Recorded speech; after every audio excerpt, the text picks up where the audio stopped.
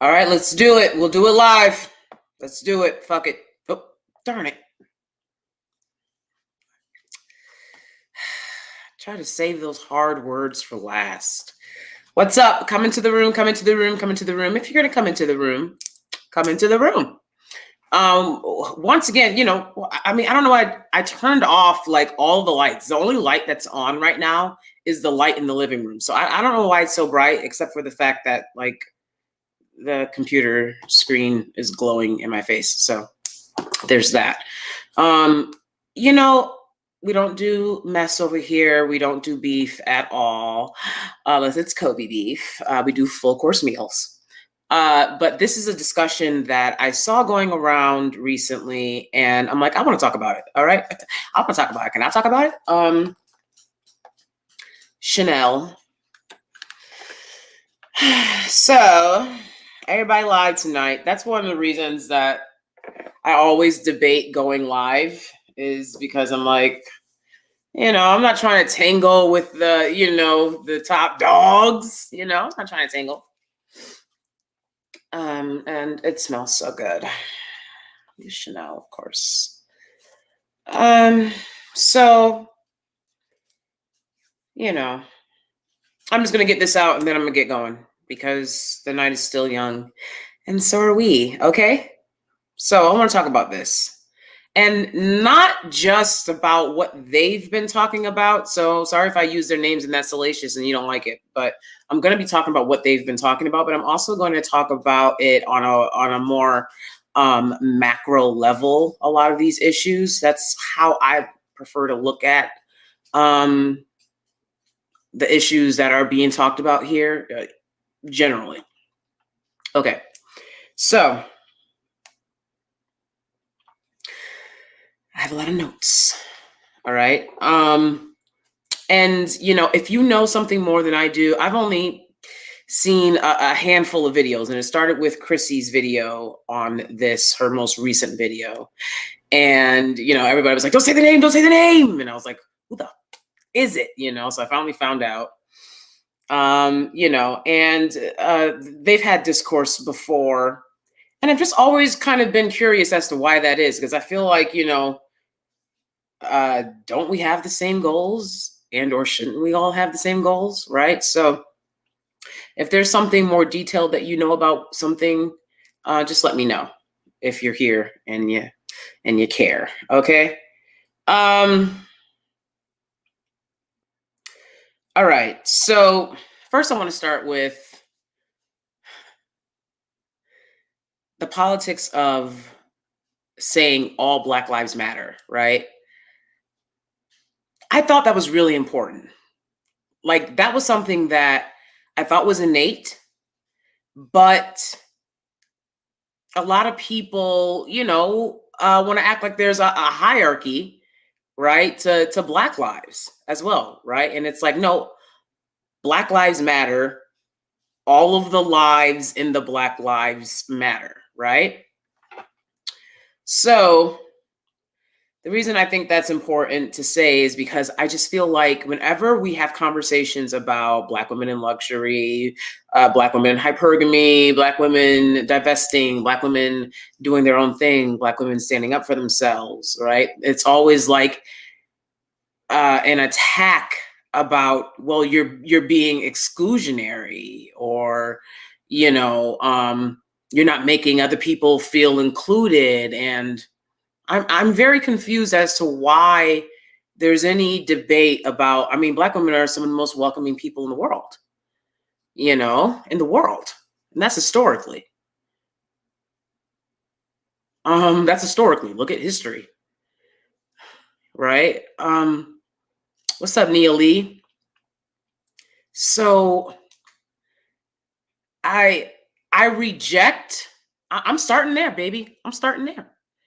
Because I feel like there's an agenda when it's always a pushback about the fact that Black women are saying, hey, we'd like a safe space for ourselves. I don't think that's a problem. And I just don't understand why that's always the narrative that comes next, right? A Black woman says, we deserve a safe space for ourselves as Black women. And thank you, Alexi. And then somebody comments about how Black women are excluding others. I mean, do Black women really have a power to exclude? Are we running industries now? You know, I'm very confused by that narrative, and I reject that narrative. And I think that it's a dangerous one to establish, especially when you are a Black woman. But we'll get into why perhaps some women are doing that. Okay. And again, I'm speaking on a macro level. I'm not just talking about the creators that I named in the title. It was their discourse that made me want to talk about these topics, you know, which primarily have to do with Black women safe spaces, colorism, the topic at hand. Okay. If you know about it, then you know, right? So let me give an overall view. So basically, this is how I know of it. Okay. Jouelzy did a Patreon video where she basically was calling out Paris for writing the petition for Colin Kaepernick's book, which had an image of a dark-skinned Black woman on the cover. Okay. And what Paris and a lot of other people, I signed the petition. A lot of other people were saying is that Black women have a right to, you know, be more than a mule, be more than the sacrifice.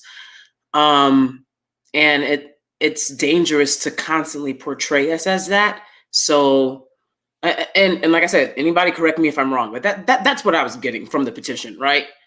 And, you know, we just don't think that should constantly be the default, is the image of a Black woman, you know, leading a political movement, right? Even though, you know, we always inevitably do, right? So Jouelzy was discussing that on her Patreon. And then she also said that she didn't think Paris Milan was a dark-skinned woman, which is something that I can relate to because people are constantly telling me they don't think I'm a dark-skinned woman, right? And I'm like, don't let the lighting fool you, okay? Don't let the lighting fool you. I'm definitely a dark-skinned Black woman. I mean, you know, there's levels to this shit, you know, obviously. But I grew up as a dark-skinned Black girl, right? You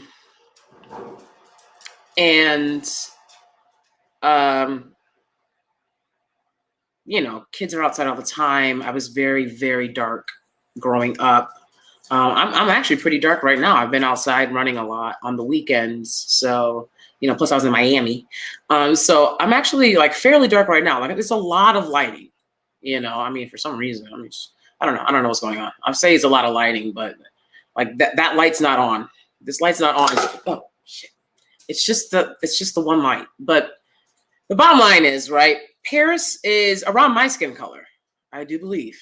But the thing is, I don't even like to state skin colors because people get crazy. They get crazy. They're like, no, you're not light skin, you brown skin. You're not brown skin, you dark skin. She not light skin, you know, and that's actually what happened to me when I did a light skin versus dark skin video with a relative of mine who is lighter skinned than me. I'm a brown skin to dark skin woman. I said I'm dark skinned because I am. This is America, right? We have to take things by context. This is America. In America, I'm dark skinned. Okay? And everyone was like, you're not dark skinned, you brown skinned. She not light skinned. I'm like, so we the same color? So we the same color? Me and her are the same color? Is that what y'all saying? It's just the preoccupation was bizarre and weird. Anyways, I digress.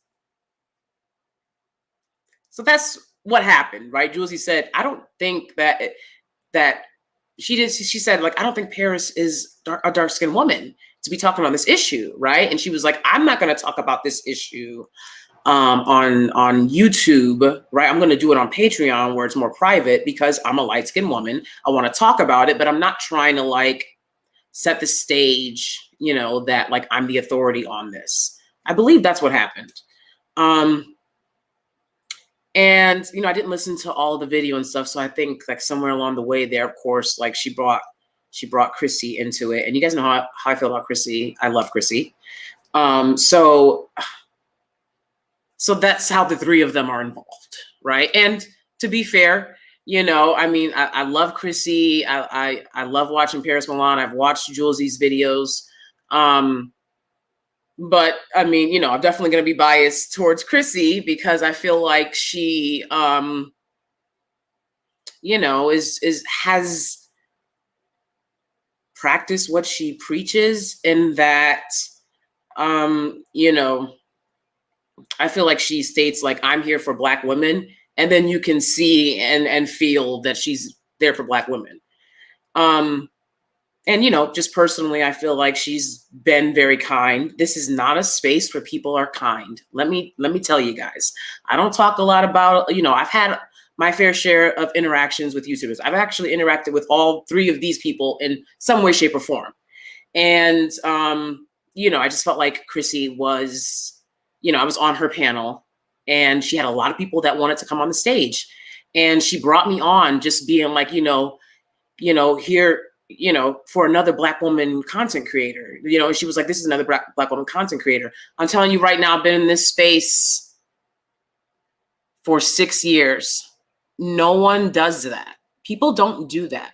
They take your ideas and then they, you know, they have bigger channels and then they, right? People try to act like funny dudes. You know, my subscriber numbers are low, but I think my views are pretty fair given the fact that I'm not on here like I'm thirsty for scraps of attention, because I'm not.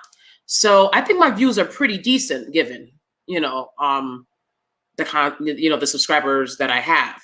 But people will act like funny dudes and people will act like they're better than you because they have more subscribers. Look, I'm not working my ass off.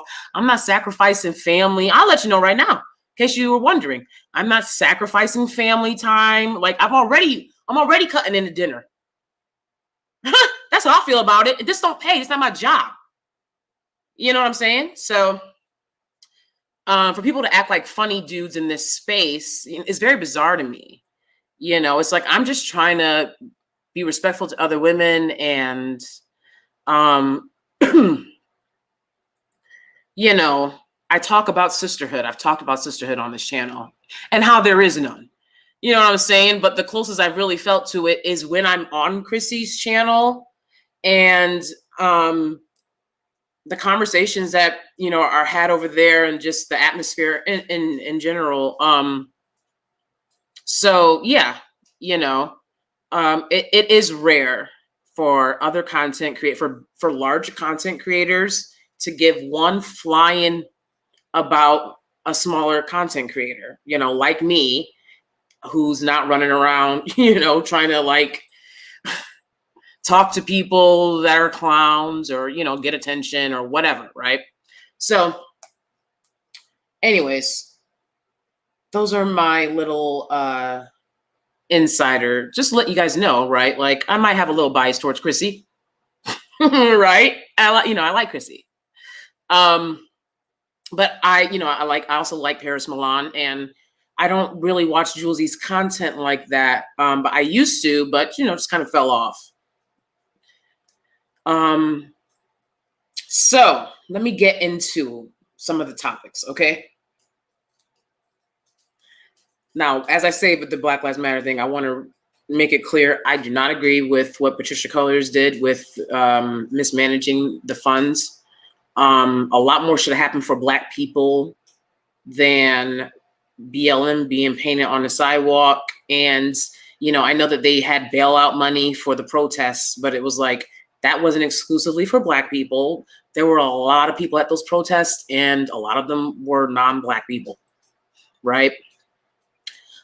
So they got a lot of money, and that could have helped some Black people somewhere, you know, and instead it was used for personal purposes, and it is what it is. I encouraged people, as I still do today, to give directly, right? To give directly to the causes you care about. Give directly to the people that you care about. Not to these large charities that have no accountability, right? So, all right. Classism is a huge part of this discussion for me, okay?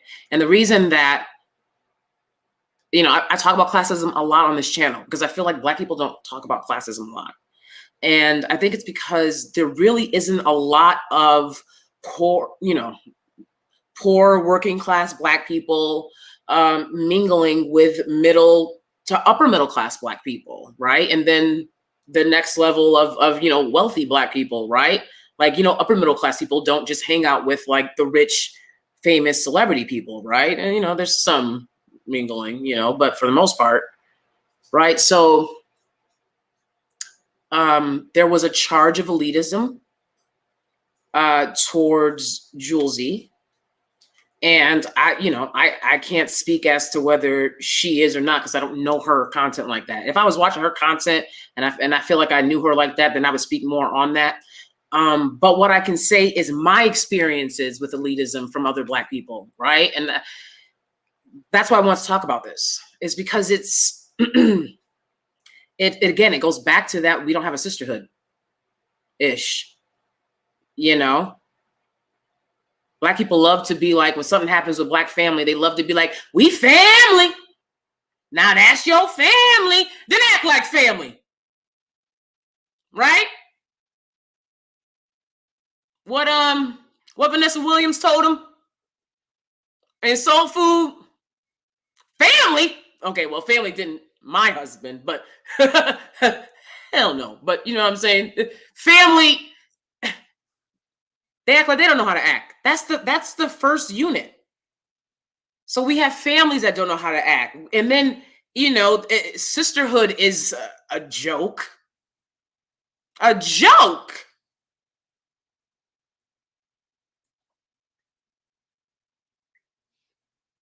I try to comment on people's channels when I watch. I'm not on YouTube looking at topics that I am familiar with anymore. You know what I'm saying? But if I'm watching something, I try to comment on people's channel, no matter how many subscribers they have, to give them support, etc. It's like basic stuff people don't want to do.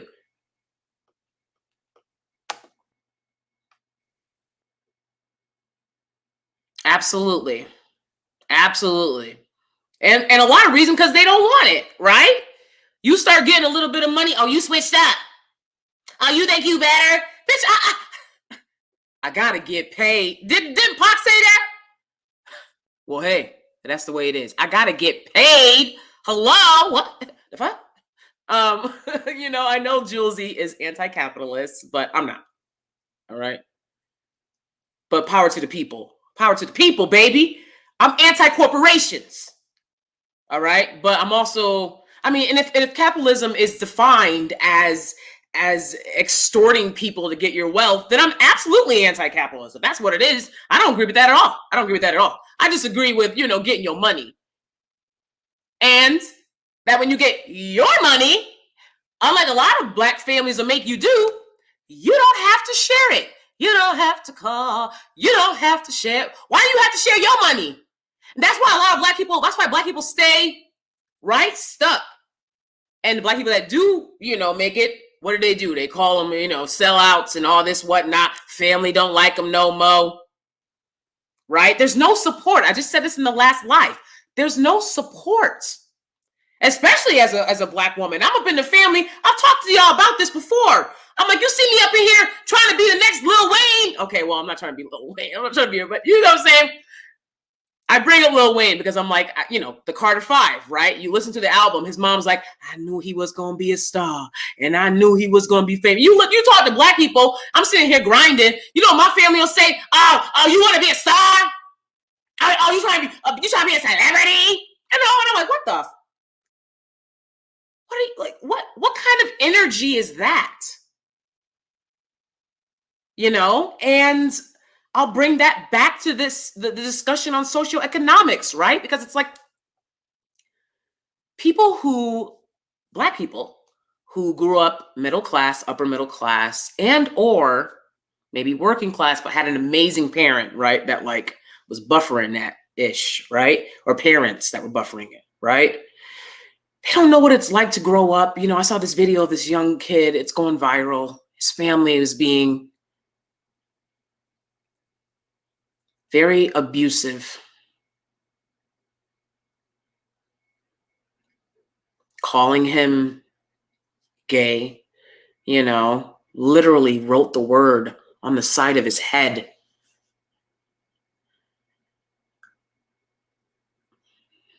I'm disgusted.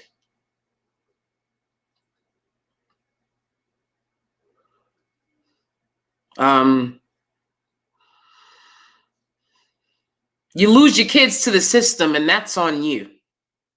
Because let me tell you something right now, this system, they don't make sure that the parents, that these foster parents aren't homophobic. They don't make sure that these foster parents aren't colorists. All they do is walk around the house and make sure there's space for a kid to exist in. That's all they do. And all you have to do is go to the classes. You don't have to retain the information. Just go to the classes. These are the people that you're going to let take your kid away. It's disgusting. But the point is,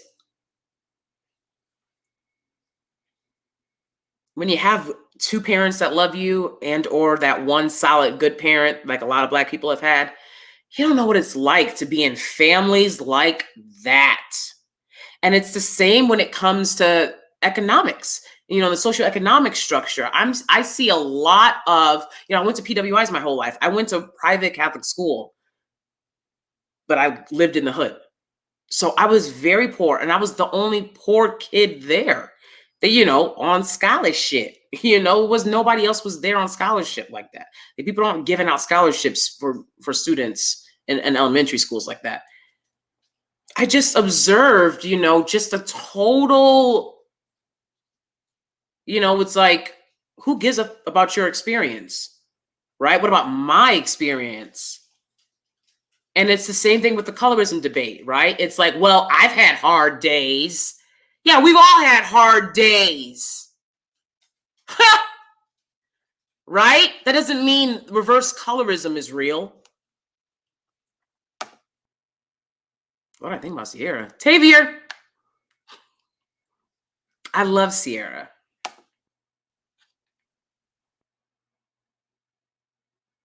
Absolutely, CCS. Absolutely.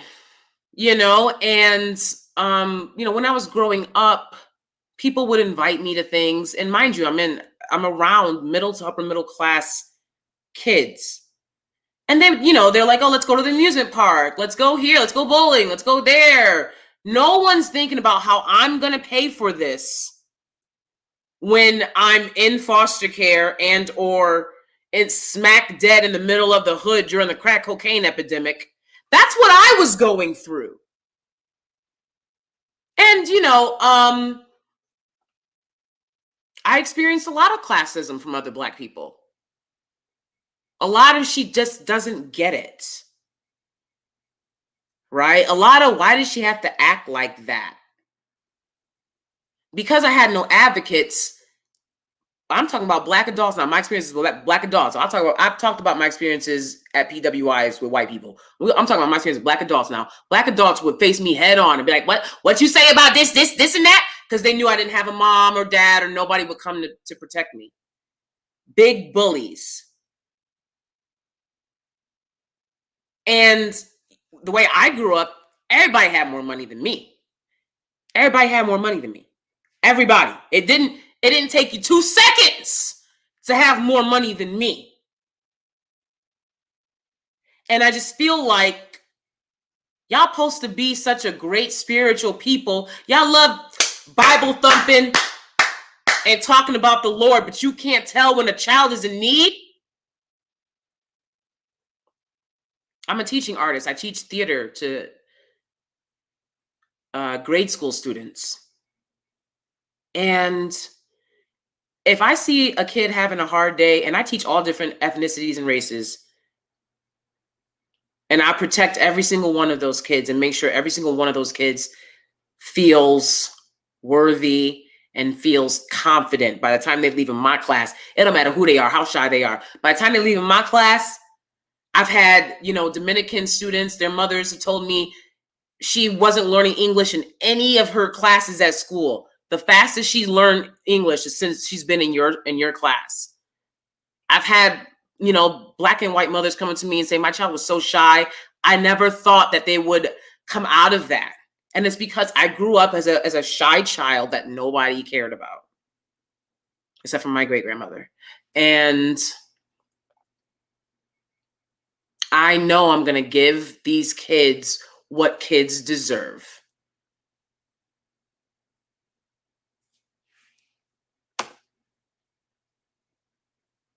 Ah, that's right. Hey, Usher.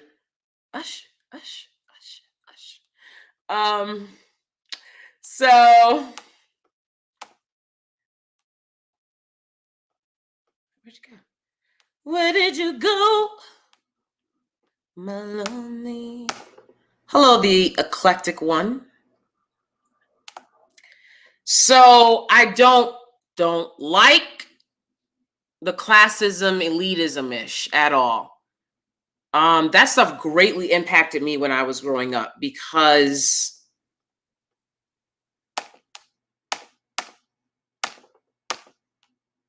I'll get back to your comments. Because I grew up around people in the crack cocaine epidemic. I'm watching these people.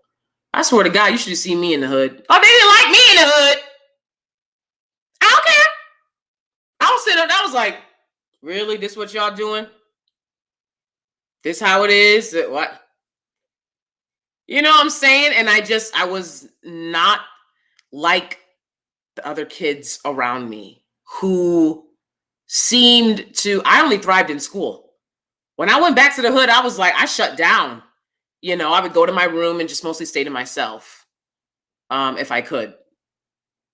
Because that's not always an option when you're poor. You don't have your own room. You have a room and they make it clear to you. Wherever you live, when you're, one of these Black kids out here that didn't get lucky with a great parent, right?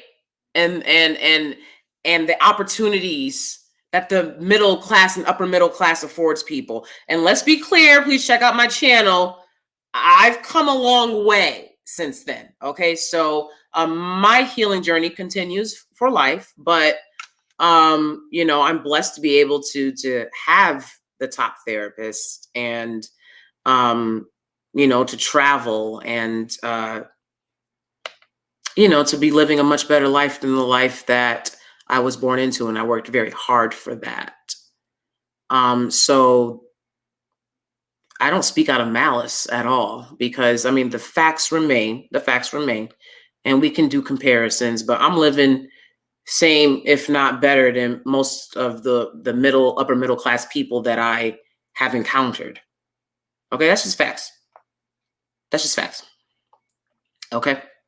If you're in the room, please hit the thumbs up. If you are a white American or just a white person in general, and you're loving the privileges this country affords you, feel free to hit my Cash App or send a super chat for Juneteenth. All right, holla if you hear me. Okay, holla if you hear me. All right. Atonement is necessary for healing. Atonement is necessary. You can't do it without. And there's nothing wrong with healing the wrongs of your ancestors. There's nothing wrong with that. I've seen other countries do it because, oppressing minority groups is very common. It's very common for the majority group of a population of people in a country or space, right, to oppress the minority groups around them. It doesn't just happen in America. Right? But since we're America and we're saying, hey, we're setting the universal standard and we're Team America and we're doing better, right? Then let's do better. Oh, thank you, Savvy. It's good to see you. I can always count on Savvy. Savvy's going to heaven, guys. I don't know where a lot of other people are going, but Savvy is going to be chilling in heaven. Okay? She's going to be dancing in heaven. That's right. Because she's just such an amazing person. So we're going to all be in heaven, dancing away, having a good time. But people that are not good people, where should they go? Should they be able to come into heaven with us? I don't think so. Now, since I started talking about that, let's get on to the prison abolition-ish, which I never talk about.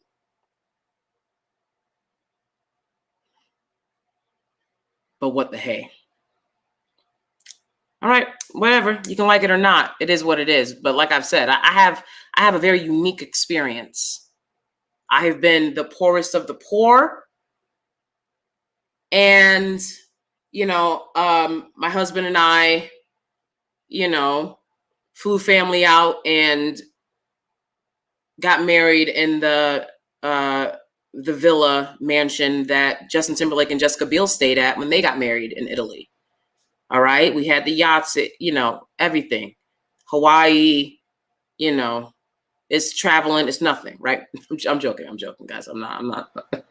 But the point is, right? So I've had these array of experiences. Okay.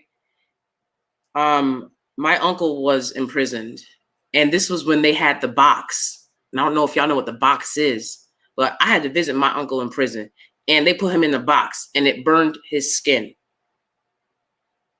Okay? My uncle did not belong in prison. He was a good man.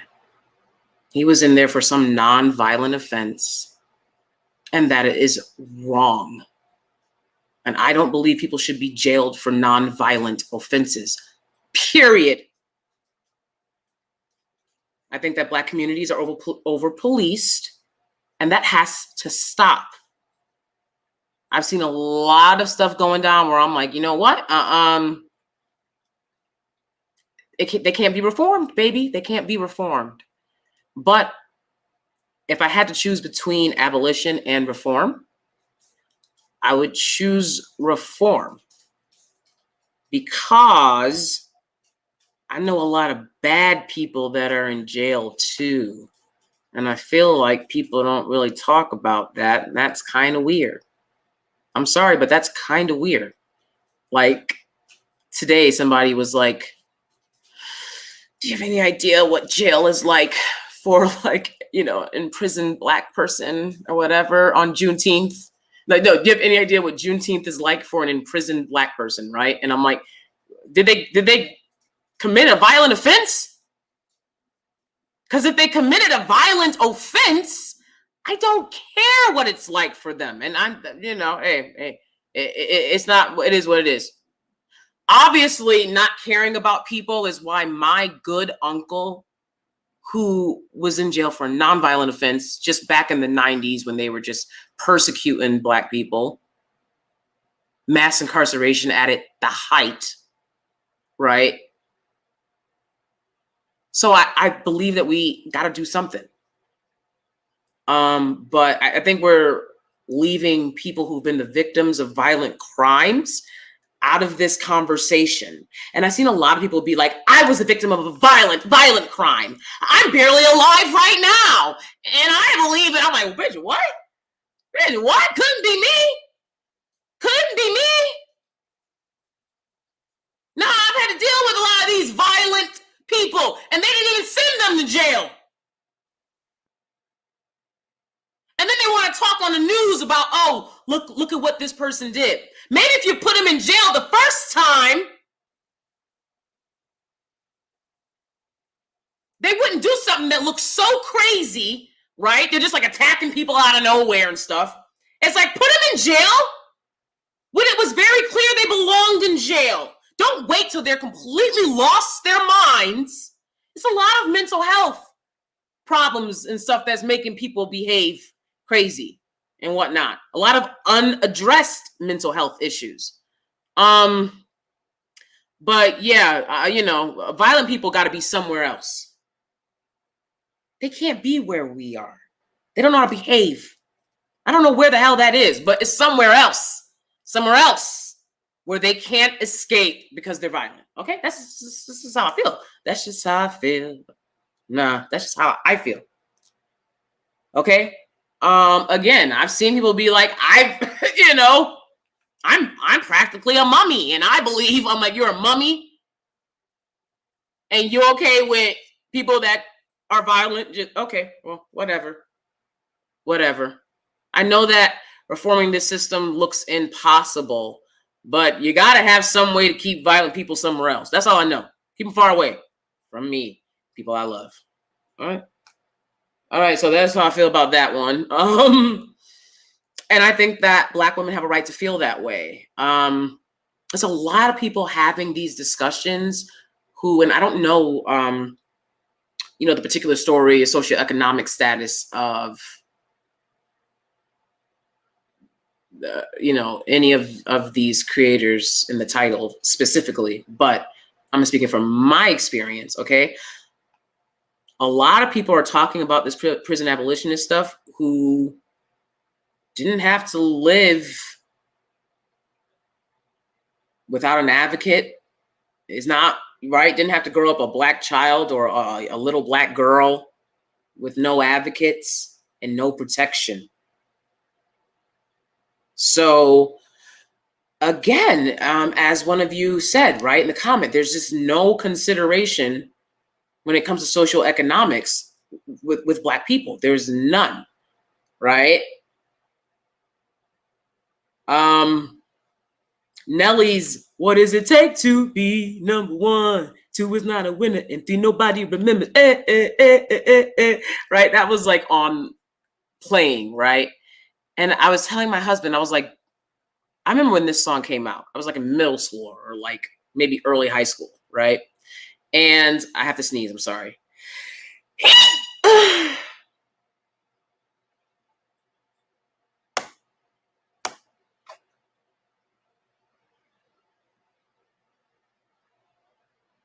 Maybe both. Hey, JM.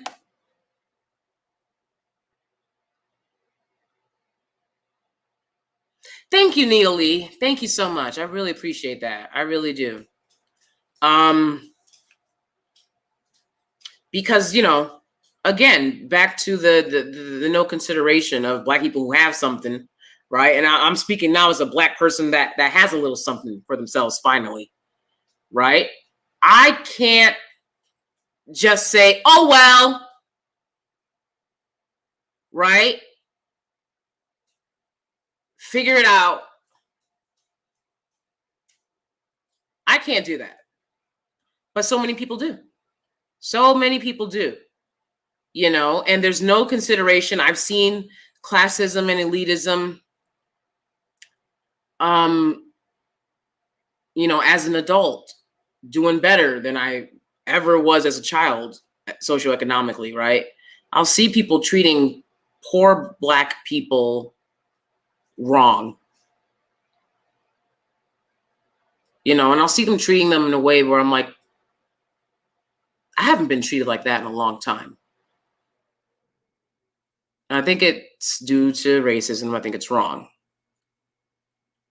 Other Black people doing it to other Black people, right? I was at Trader Joe's and me and my husband were leaving the store. It was closing. And this Black couple walks up and the Black manager was like, "We're closed." And, you know, they're like, "Oh, okay." And they turned around and I saw him roll his eyes. And I was like, "You fucking, what you rolling your eyes about? Like, you could have let them in. How hard would it have been?" You know, I hate when I'm in, especially that's why I don't like be chilling in New York like that. Because when I go into the city, you know what I'm saying? And it'll be a Black or brown person, you know, and I'm like, "Oh, can I use your bathroom?" No. What you mean, no? Do you have a bathroom? Why can't I use it? If I have to use the bathroom, like, where's the humanity? You know? I drink a lot of water, so I have to use the bathroom a lot. And it's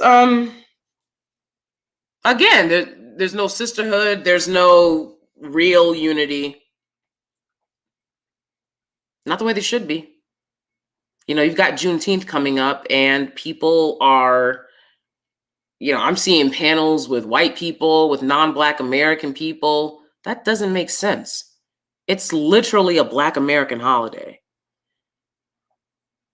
you know? But there's no loyalty. There's no consideration. It's like once you get here, everybody is take, gimme, gimme, gimme, gimme. And Black Americans have always just been caught in all of that.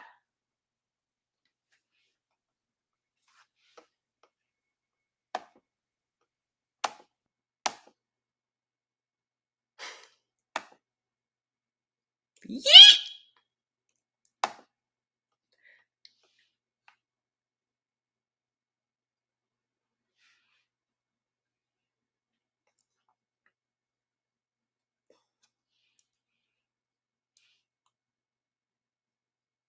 You ain't never lie.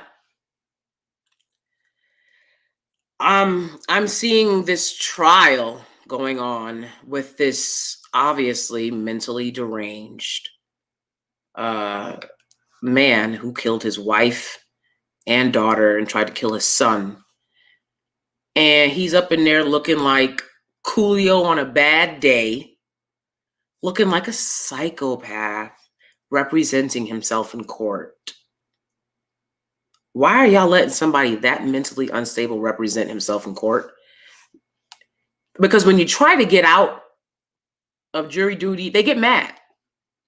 You think I'm going to sit in jury duty and let y'all let this man traumatize me knowing he's a killer? Sitting there yelling and screaming with his crazy, angry face and his Sideshow Bob hair, looking like Sideshow Bob, little evil brother. You think I'm going to sit? In the hell no. But see, they'll traumatize you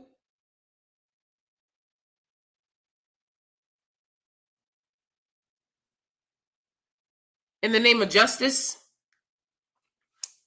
I can't. I don't know if you guys have seen that case, but this dude out here looking like Sideshow Bob, obviously the killer, and they're letting him represent himself. It's a jury trial.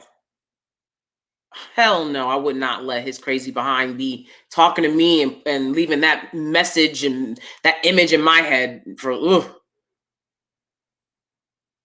Like just lock him up somewhere, because that's where he needs to be. That's clear. And, well, he'll see what it's like to be vulnerable when he get there. It is what it is, but they don't treat people that kill children well there. So.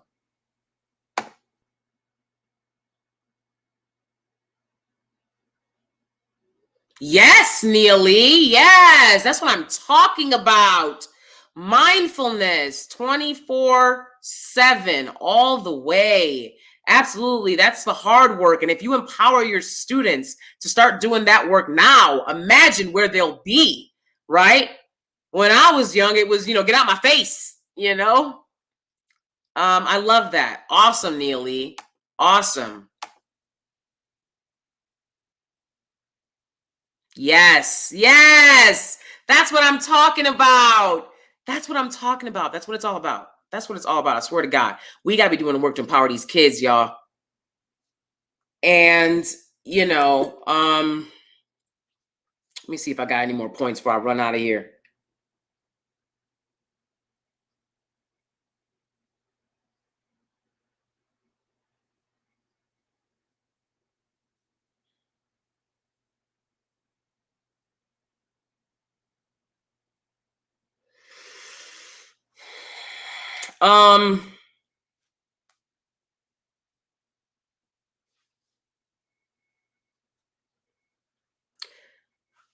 Should Jouelzy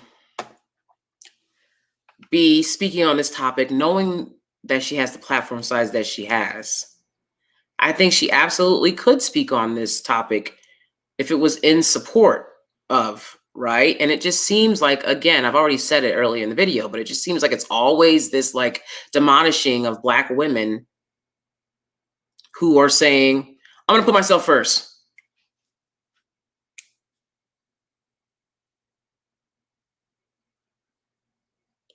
People really aren't used to Black women who are like that. And on the socioeconomic level, when it comes to was she being elitist, my thing is this, she has a large platform, and people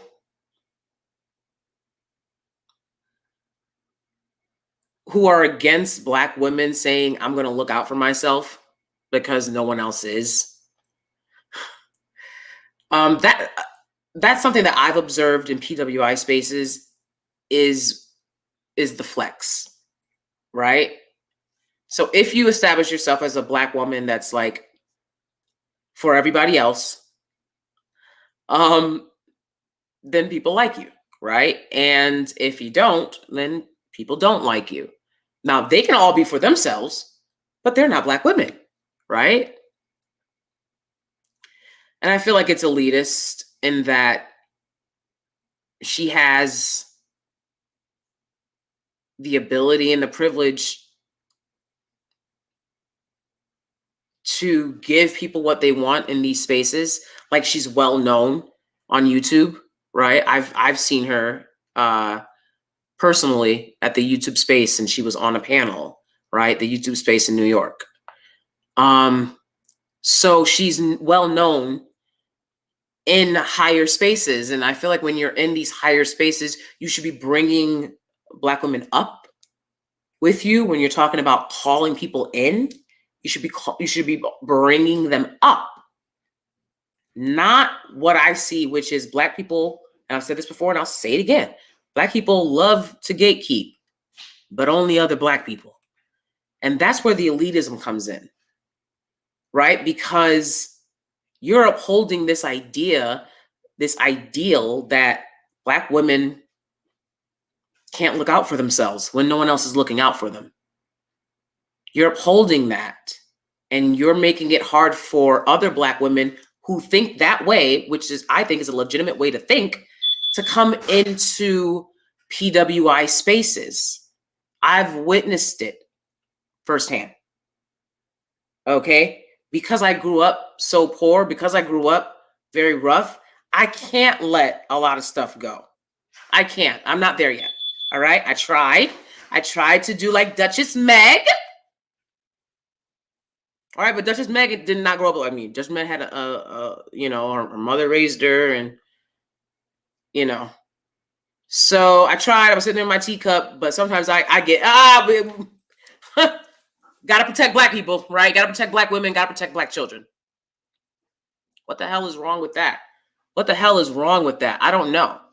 But y'all are letting people insinuate that there is something wrong with that. And it's costing Black women jobs. That violence is costing Black women jobs. They can't take care of their families. Because why should we be mules in any space? And at this point in America, they expect Black women to be mules in every space. That's why they don't like me when I come into the space, baby. Because I do things different.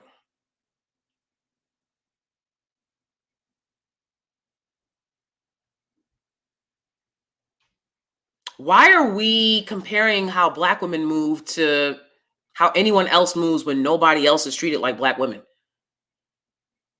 I don't get that. Again, what power do Black women have? What industries do we run where you can say Black women have the systemic power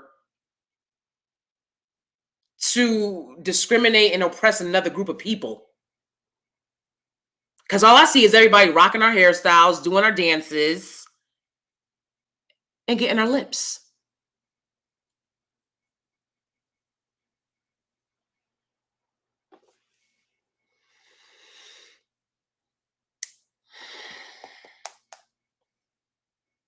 I've been in spaces with Black people, other Black women, just being very elitist, you know, because they went to that college.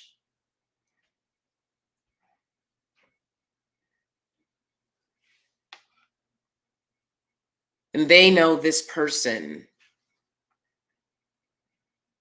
you know? And I'm talking about, it don't matter that you went to college. It don't matter that you have your degrees, right? Because you didn't go to the right colleges. I've been in spaces like that. And I think a lot of times they do it on some, you know, you ghetto Black girls have been mean to me and made fun of me, yeah, which, you know, I can't relate to because that's never been my experience because I've always been outnumbered. And also, I don't consider myself a ghetto girl, but, you know, I grew up in the hood, is what it is. You know, but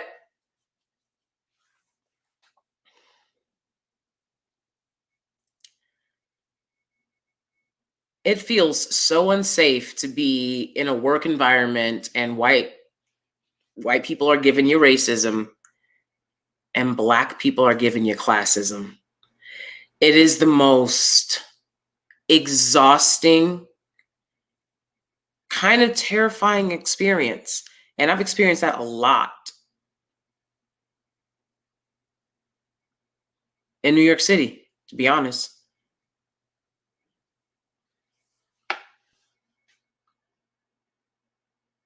Because when I've been like, hey, what about poor Black people? Because I don't give a, you know, what about disenfranchised Black people? All Black lives matter, right?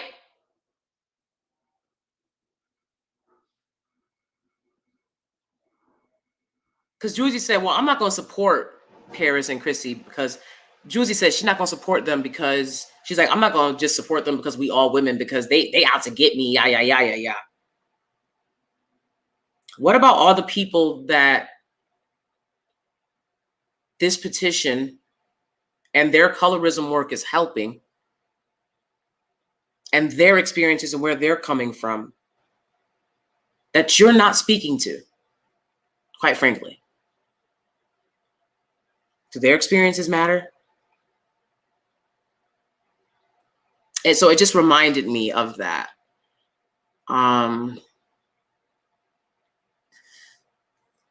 That classism and elitism that I've had to deal with my entire life. Because when you get into these PWI spaces, that's who's there. That's why I call them blocks. Okay. That's who's there.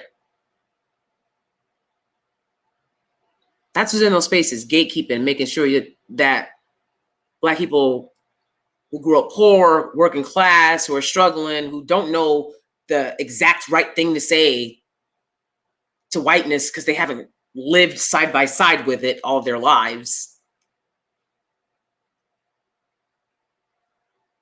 They're there gatekeeping and making sure that y'all don't stay in those spaces and that they can always say, we have Black employees.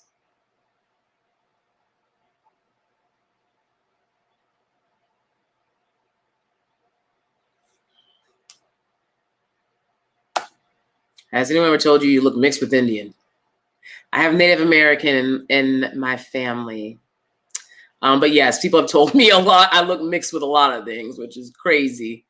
Because again, I grew up, people were just very mean to me. But that's okay. That's all right. That's all right. I just keep my distance, you know. But that's what I'm trying to explain. You know what I'm saying? Like, I grew up, the work that Chrissie is doing, you know, colorism activism is still activism. That's an activism that we still need, right? And I feel like she's like, that's an that's a kind of activism that can be placed on the back burner for more important issues. No, it's a very important issue for young Black girls.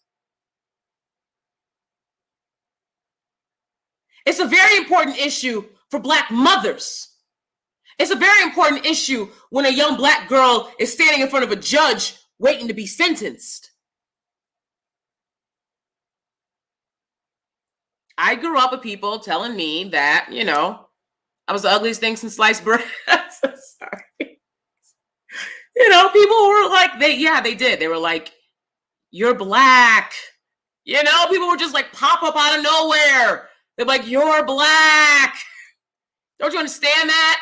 You know, and I was like, what the hell? That colorism, right? And now I want to get into the fucking, you know, I hate talking about colorism, but I'm going to touch it briefly. Do I think that lighter skinned Black women are doing enough for their darker skinned sisters? No, no, no, I don't. I told y'all my experience growing up with lighter skinned relatives in my family. I'm one of the darker skinned people. Again, like I said, I have a very, you know,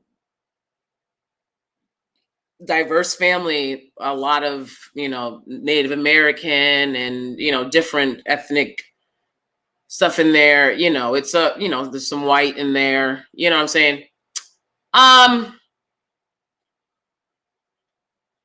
Asians, we got everybody in our family. You know, there's Black people that have families like that, right? And I was the dark skinned kid, right? And my lighter skinned relatives used to try to hook me up with just the goofiest dudes, right? Nick Cannon, and not Nick Cannon today, but Nick Cannon when he first came out, right? And I was like, I don't want Nick Cannon. You know, I was like, I want, you know, I don't know what I wanted. I mean, you know, I wanted Pacey. That was the problem. That was the problem. And I've had Black people be like, that white man gonna never like you. White people ain't gonna never like you. Blah, blah, blah. I'm like, what are you talking about? Okay, I don't know what you're talking about. That's just not my experience. But it's just like, why? Like, why are you guys so mean to Black people, to Black women? I don't know. But yeah. So I don't like the insinuation that colorism activism is some back burner topic. And a lot of people who benefit from colorism seem to think that it is.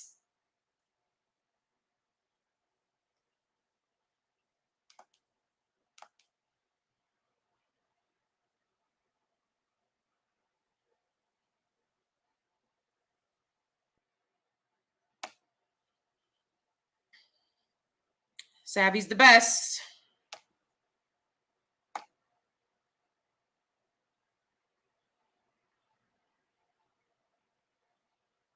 Absolutely.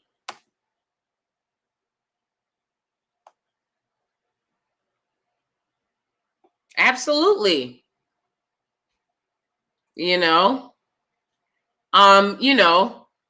me being a married woman, right? I get a lot of slack for that.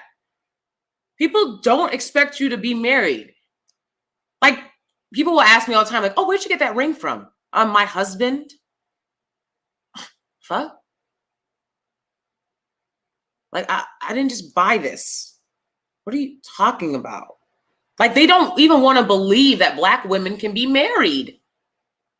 You know, and men, you know, being disrespectful about it, sliding the DMs and whatnot. You know, they'll hit on me right in front of my husband in New York, baby. I had some guy in a chicken suit. This guy was in a chicken suit. Just comes over, squawking. You know, trying to sell a mixtape. I'm like, yo, you see my husband right here? Fuck. Show some respect, you know? Mostly I get, what's up, sis? You know, congratulations. That's what they say to him. So I don't know why y'all come here with hate. You know, they'll come to my videos, Dusties. Someone said, oh, he must like him fat. He must like him chunky. What you care about what he like? You interested? You want him? Because I know y'all do, Dusties. A Dusty will, I mean, I swear to God, these Dusties like, and what do you do for him? I'm like, what? Why are you sound like a jealous woman. Why do you care what I do for him?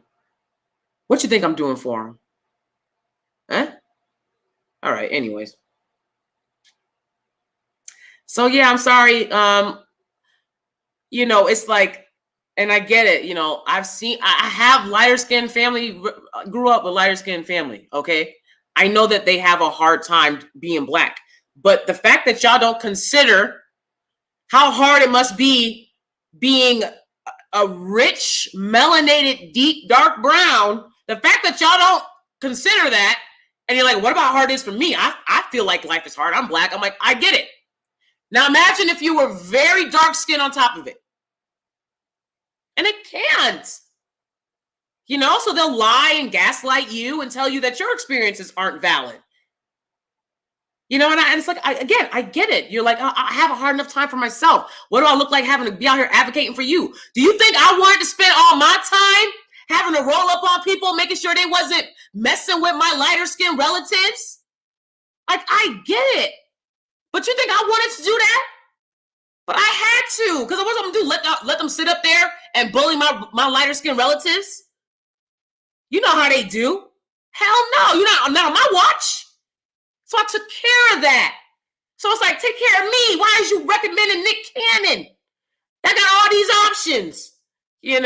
I had no idea, though, how colorist Black men were when this was going on, right? I thought that really, I was like, so that y'all just gonna play me like that and just offer? I had no idea that they probably just, right? Obviously, if your man is interested in a woman, he'll pursue her. So, I had no idea how strong the colorism was, but I would experience things, right? I would go, one, they would call me the dark skinned sister, even though we're all the same color. Like, I'm the same color as them. And then my relatives are lighter and they would call me the dark skinned sister. Just very, I don't have time for it. And, I pick up cues very, very quickly. So I figured, I saw what was going on, and I moved along. And now y'all want to come to my channel, come to my social media, being disrespectful.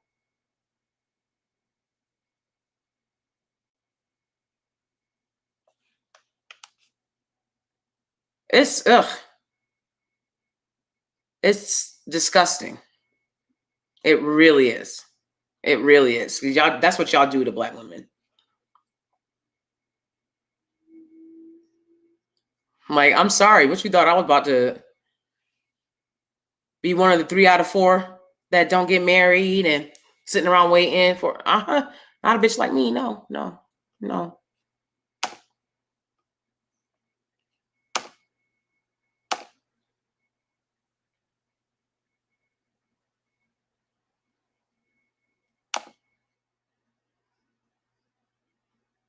And by Black, do I mean dark skin? I'm not sure. I'm not sure what I was talking about, but maybe.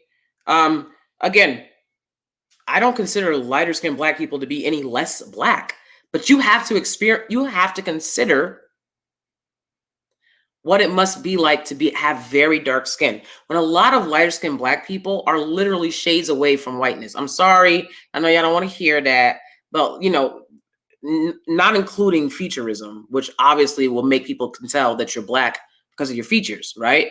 But just going by shade, their skin color, they're a few shades away from white and a hell of a lot of shades away from me. You don't think that impacts how people are treating us? It's just, when all of the evidence and proof is there that it does, right? And again, I'm talking about on macro levels. At the end of the day, I don't care about a boy asking me blah, blah, blah. I'm very happy where I'm at.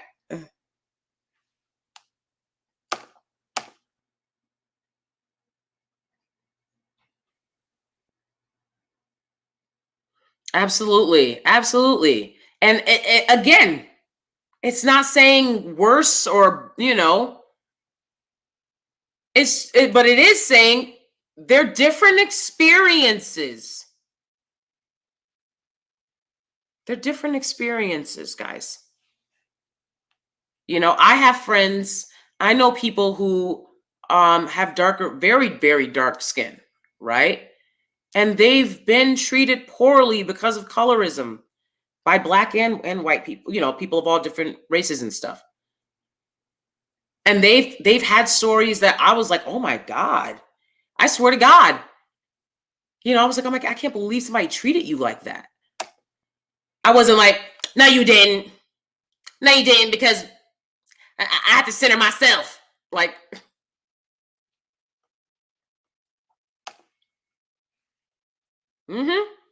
absolutely. Mm, mm, mm. Yeah, yeah. Mm. And it's so funny because I'm be honest, these same colorist Black people, they put on a show for my white husband, no. When I put on a show, they put on a show for him, no. I'm like, how are you more welcoming to him? I swear to God, Black people have been more welcoming to my husband than they have been to me. I'm not talking about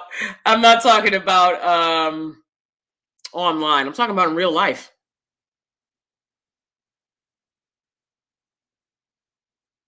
Because of classism and colorism, and you know what I'm saying? My husband's not online, so there's also that. Thank you. 2005 Nick Cannon. He ain't had no money.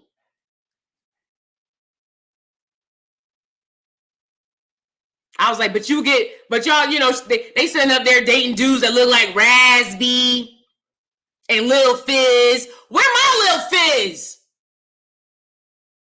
Of course, that's not what I'm interested in now today. I like a more salt and peppered look, older when it comes to men.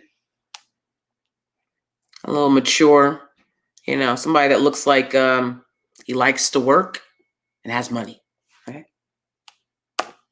Stop the lies. Yep.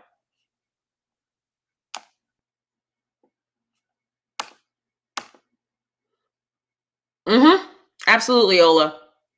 Absolutely. And I've talked to women across the diaspora who are like, my dad would flip if I dated out. I don't think I could do it to him. So they're trying to find somebody that fits their family standards. I never had to worry about that because keep it 100. Besides my great grandmother, my family ain't never did shit for me. So who do I got to prove anything to? Who do I have to answer to? Nobody. My great grandmother, born in Durham, North Carolina, all right, in 1923, she never told me I couldn't date whoever the hell I wanted to. She told me, don't come to her pregnant with no kids before I was married. That's what she said.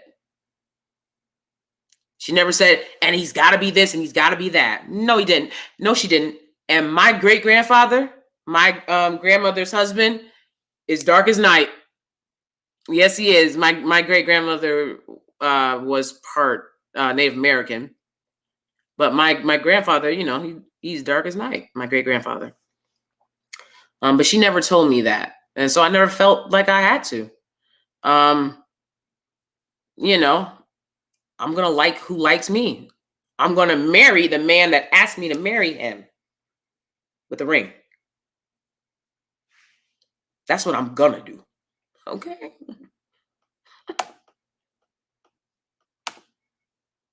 Mm-hmm.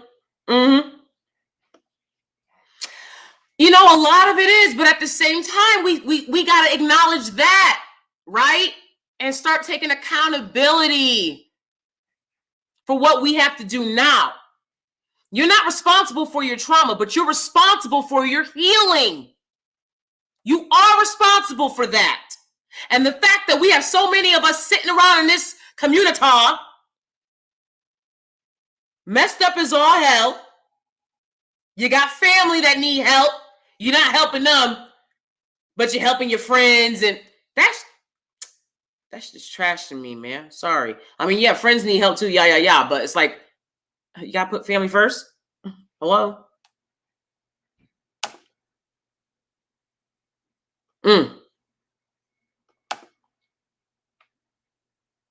Absolutely. Absolutely. And, you know,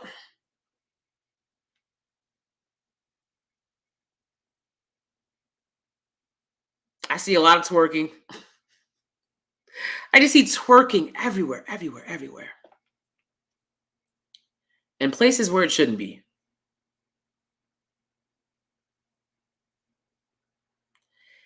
I feel like the Meg Thee Stallion video, for instance. She's got all of these dancers. They're all different ethnicities, but they're mostly Black. And I don't know what it says that they're all in. It's like they can be a waitress, they can be a cop, they can be a construction worker, right? But they're all twerking. They're always twerking, and you know, it's interesting artistic commentary. I'm not sure what she's trying to say. Maybe she's just trying to say girls like to twerk everywhere. You know, I don't know, but something jarring about the image to me on this one. And I didn't mind at all. I mean, I loved WAP, right? And I was like, oh, that's cute. It's a cute video. I didn't think anything else of it, you know. But this video has like all the Black women and all the different professions, and they're all twerking, you know, and like kind of inappropriate, you know, places and stuff. That type of hypersexualization gets placed onto Black women, you know. I remember I was in the grocery store with my husband, and I was wearing a tank top. It wasn't even this low at all. Like, you know, my boobs were covered, right? And then like I was wearing a tank top, and I had a sweater on top of it, and the sweater was like falling on one side, which is like a cute 80s style, right? And I just noticed like men were looking at me like everywhere. I was like, what is going on? And then my husband like took my sweater and like covered my shoulder, and like it stopped. And I was like, what is going on? Right? But I just feel like, you know, I've been run around a lot of guys who just expected me to be this very hypersexual person because I'm a Black woman. And you know, that's the quickest way for me to be anything but that, is for you to be rolling up on me on that type of bull, you know. And it's like, we have to deal with that, you know. When I was in high school, I used to get in trouble on dress down days for wearing tank tops because, you know, you could see a little bit of my cleavage, but I was like, but all of the girls are wearing the same kind of tank top. It's not my fault you can see like my cleavage. It's an all girls school. And I would get in trouble, right? They'd be like on me and making me feel bad and hypersexualizing me. Like, why can't I wear this tank top? The skinny girls are wearing shorts that look like underwear. Why can't I wear? And I would never. People are always like, why don't you wear shorts and stuff? And I'm like, you know what's going to happen if I wear shorts? So I've always, you know, one of my nicknames from, you know, my family members was layers, because I wore a lot of layers. I constantly covered myself to protect myself, and also to protect myself from people hypersexualizing me, right?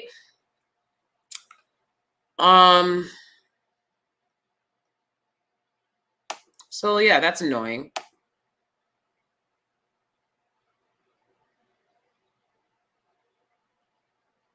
Right, exactly. You know, and I was always drawn to Black women that came from good families because they behaved in a way that I aspired to emulate. But again, I was very shocked by the outright classism that I experienced doing that. And I actually, since I've been in New York, I've been able to meet Black women who came from experiences more close to my own. And that's been a real blessing for me, honestly. It really has, because I felt like those women have checked me and put me in my place at times, but you know, that they've been you know, true support. Whereas people who have been classist and elitist towards me, my experience with them felt like a lot of usury. They were using me because I was like the tough Black girl that could defend them, you know? And or to get access to a boy or, you know, stupid-ish like that, you know, but you end up feeling used.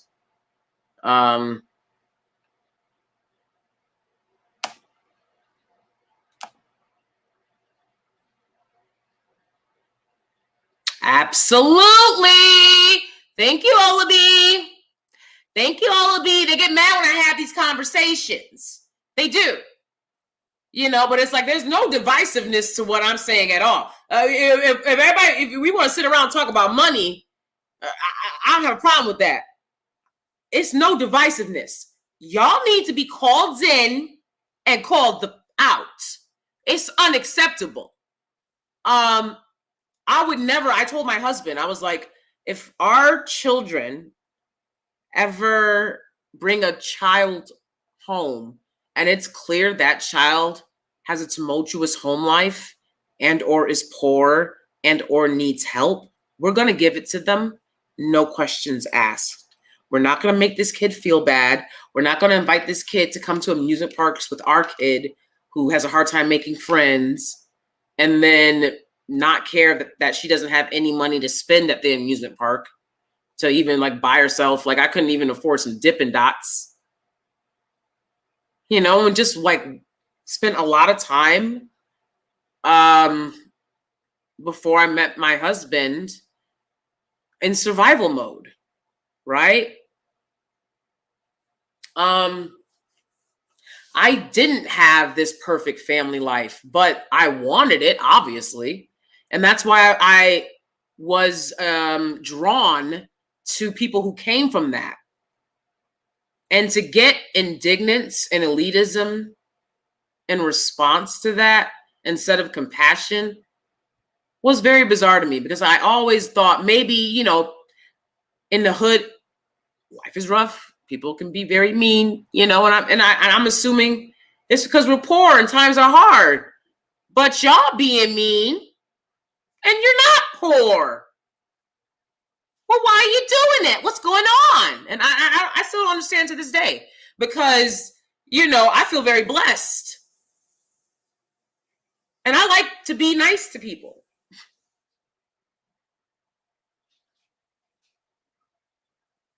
So I don't understand how you can have blessings. And I think it's just because, you know, if you're born into a situation where you're blessed, you take it for granted. You know, I know there's times when I'm, you know, I feel like I'm taking things for granted. There are times where I feel that way. And I recenter myself to focus on gratitude, because it's the key to everything. I really do. I'm like, oh, you better start having more gratitude, right? For what you have, because I remember when I didn't have it, you know. But, you know, I've talked about this before, like when we get work done around the house, and the servicemen that come are usually Black or brown people, right? And I always end up talking with them like the whole time. You know, they usually take a little bit longer than normal because we're just chatting away, right? There's no classism. Like, I'm not like, you're here to fix the home. Like, no. What's up? Welcome. You know, this is where the problem is. Now let's talk about politics.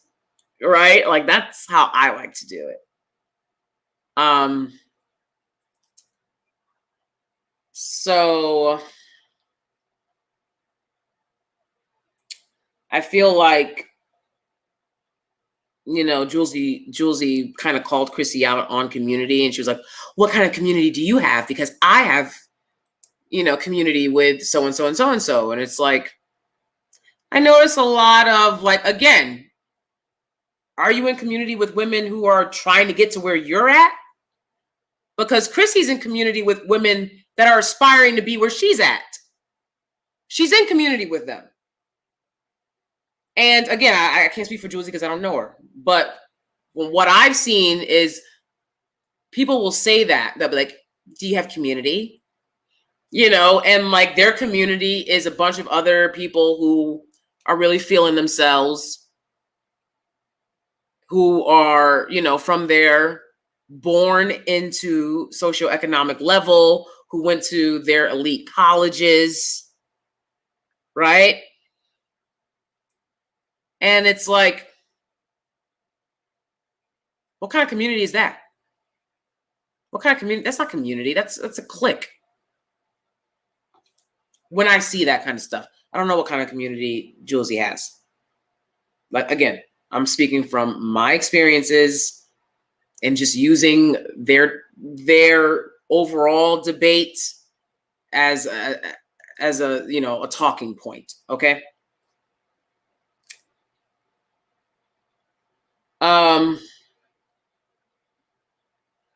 I absolutely agree, and Chrissie agreed with this point as well. What Jouelzy says, you can't divest from activism as a Black person, and here's my thing about it.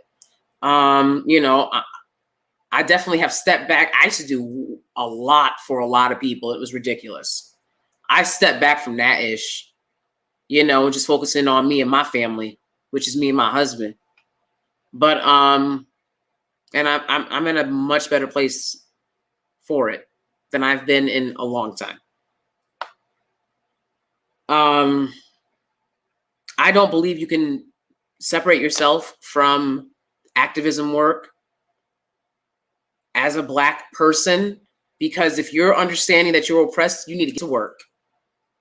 It's not up to Chrissie to do all of the colorism work. It's not up to, you know, Jouelzy to do all of the prison abolition work. If these are issues that you care about, you got to do something about it. I think everyone has to do their part. That's what I personally believe. That's one of the reasons I don't be on here going hard for any one particular thing 24/7, except for mindfulness and high vibrations, right? Because I believe it's up to all of us. And I spent a lot of time fighting fights that weren't mine. I spent a lot of time fighting other people's battles. And I'm not going to do it anymore. So, you know, and you know, Black people love somebody that they think is going to fight their battles for them. You know, no, y'all, it's up to everybody to get educated and to do the work. So I absolutely agree with that.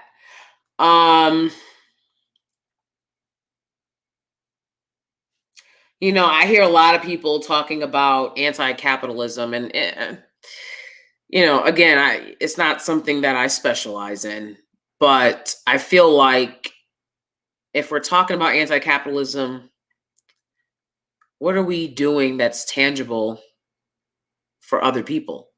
Because isn't that the opposite of capitalism, right?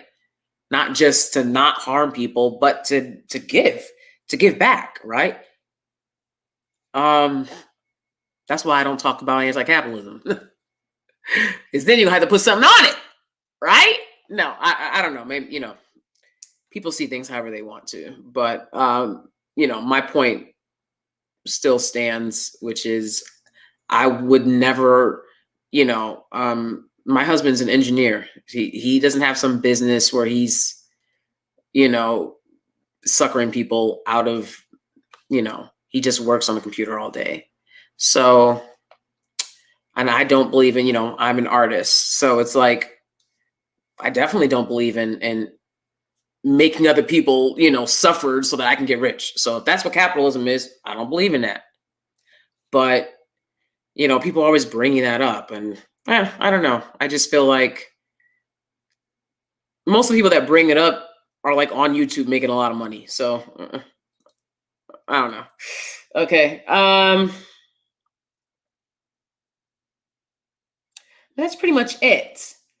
I would like to see more light-skinned sisters hooking dark-skinned sisters up with non-Nick cannons from 2005. Okay. I would like to see more Black women that have socioeconomic privilege, which is something that I do. So I walk it like I talk it and I live it.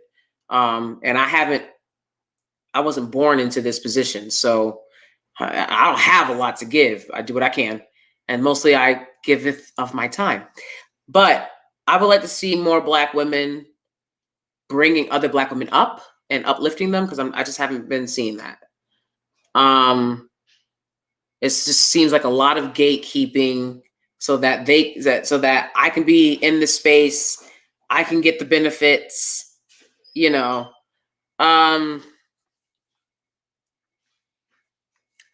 I've been very disappointed with the colorism conversation in general, because it's often looking at things on a micro level instead of a macro level. It's often times centered around feelings instead of facts. So, and that's not helping people. I'm a teacher and I see the effects of colorism on young kids. You cannot deny it. Right? So that's pretty much it for now. Again, this wasn't a video about those three people, but it was about the conversation that they were having. And, I